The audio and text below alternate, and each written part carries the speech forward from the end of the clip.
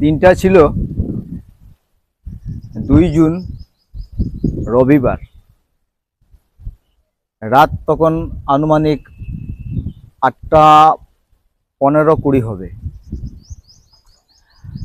সৎসঙ্গ দেওঘরে পূজনীয় অর্ণদাদার জন্মদিনের প্রস্তুতি চলছিল জোর কদমে।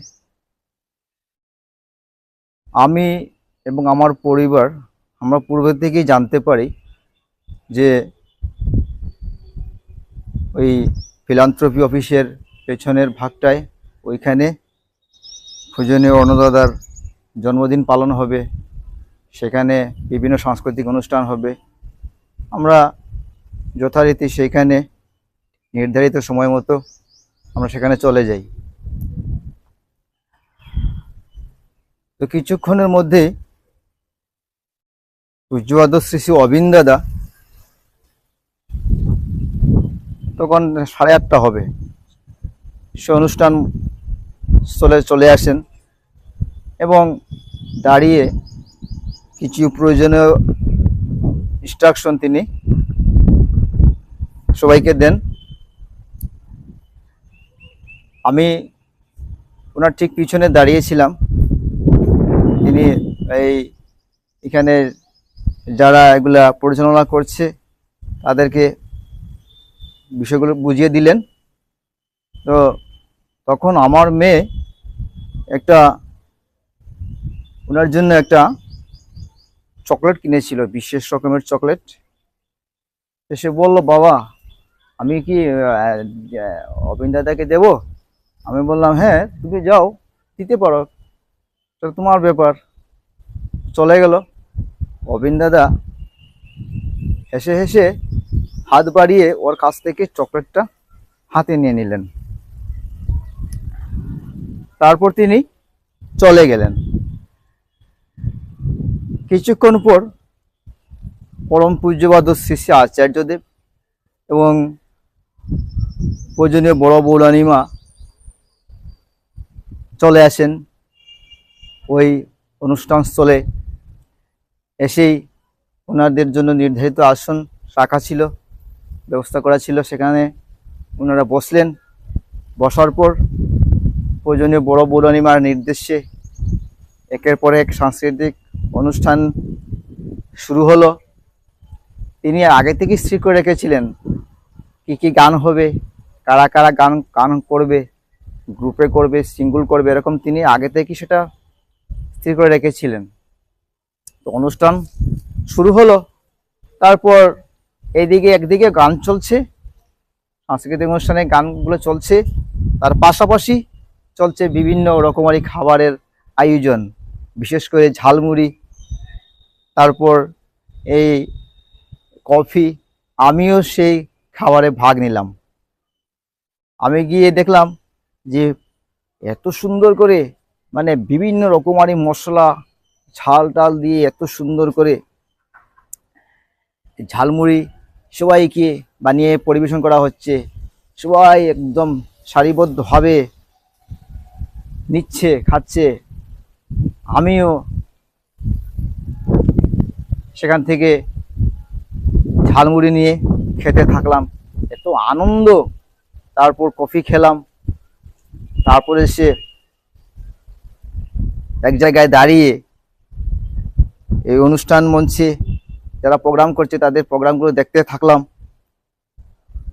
প্রায় রাত 10টা নাগাদ অনুষ্ঠান শেষ হলো। শেষ পর্বে আমার মনোজদা দেওঘরে থাকে পূজ্যপাদ অবিন দাদার সাথে। হ্যাঁ, তো তারপর আমার গোবিন্দদা, ওনারা শেষ সঙ্গীতগুলো পরিবেশন করেন। একদম একটা প্রচণ্ড একটা আনন্দমুখর একটা পরিবেশ সৃষ্টি হয়। তারপর অনুষ্ঠান শেষ হয়। পরম পূজ্যপাদ আচার্যদেব ওনার আসন থেকে উঠে পড়েন এবং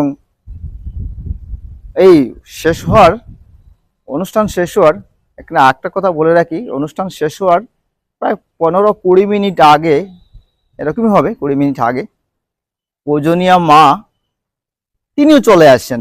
তখন আচার্যদেব উঠে দাঁড়িয়ে মাকে বসার জন্য বলেন। মা ওনার নির্দিষ্ট আসনে বসেন এবং পূজনীয় মা, বৌরানী মা, তারপর আচার্যদেব, অর্ণদাদা, অবিন দাদা, সবাই ইষ্ট পরিবার সবাই মিলে অনুষ্ঠান উপভোগ করেন এবং সম্পূর্ণ মাঠটা একদম কোলাহলপূর্ণ হয়ে ওঠে। খুব আনন্দ, এই স্বর্গীয় অনুভূতি সেটা বলে শেষ করা যাবে না। জীবনের একটা আমি এই সময়ে দেওঘরে এসেছিলাম, জানতাম না এরকম একটা অনুষ্ঠান আছে দেওঘরে। এই স্বর্গীয় অনুভূতিটা আজকে এই ভিডিওর মাধ্যমে আপনাদের সাথে বলার চেষ্টা করছি।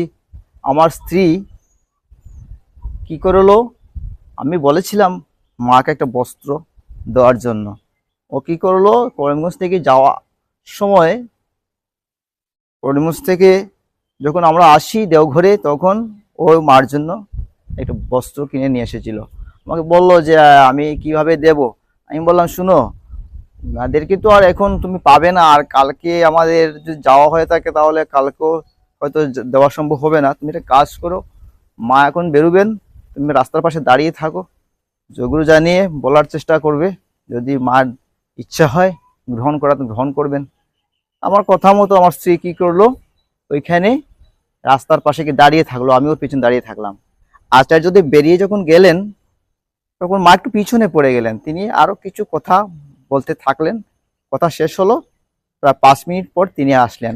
আসার সময় আমি বললাম যে পাশে চলে আসলেই তুমি এক কাজ করো, মাকে জয় গুরু জানাও।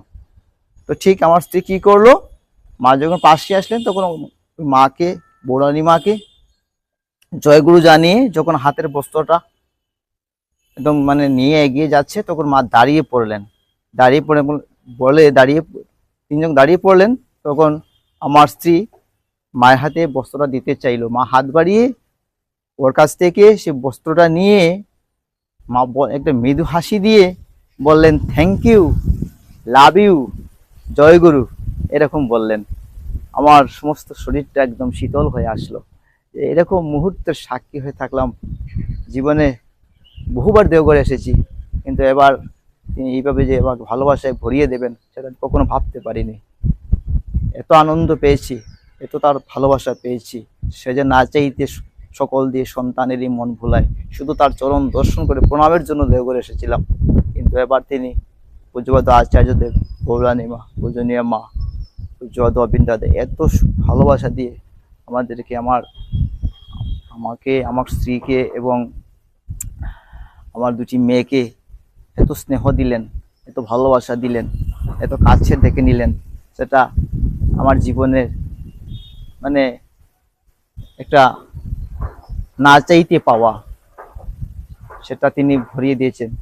আমি শুধু ভাবতাম যে তিনি এবার ডিপি ওয়ার্কসের কাজটা আমাদেরকে দিয়েছেন, সেই ডিপি ওয়ার্কসের কাজটা আমাকে যত্ন করে করতে হবে, সেটাই আমার মাথায় ছিল সবসময়। আর অনেক সময় তো দেওঘরে আসতে পারি না, তো এবার অনেক চেষ্টা করে দেওঘরে চলে আসলাম।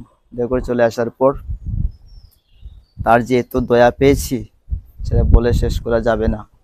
যাই হোক, আজকের এই ভিডিওর মাধ্যমে আপনাদের আমার সেই স্বর্গীয় অনুভূতির কথা শেয়ার করলাম।